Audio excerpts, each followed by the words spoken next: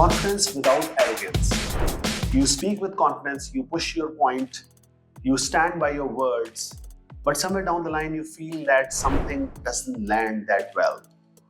And this happens actually. At times there is a fine line between being very much confident and being slightly arrogant. And I just don't want you to cross that line. So what happened here? What went wrong? Confidence is important in leadership, right? Yes, it is. But at times, if you are trying to push your idea very, very much, if you are trying to be more pushy, then your tone slightly get abbreviated, and that creates a feeling of arrogance. And that's where people get reserved. So instead of pushing for confidence, you are actually pushing for arrogance.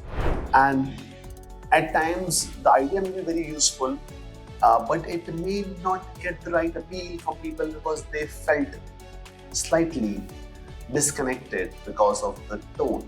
So instead of just pushing, instead of just trying to ignore others and avoid listening, you need to sort of slightly calm down, reduce your tone, and try to pitch your point in a way that it looks respectful. Because rejection is not just by words, people often reject by silence as well. So what is a good solution to this situation? You need to be open and you need to be straightforward with what your inputs are, but you need to also be open to view what others are thinking with respect to your opinion, and you need to acknowledge them. And last but not the least, you don't need to force your input. You can share your input in a strong manner, confidently, but in a polite way. That will help your case rather than oppose it. So I think it is very important for leaders to understand that there is a fine line between confidence and arrogance.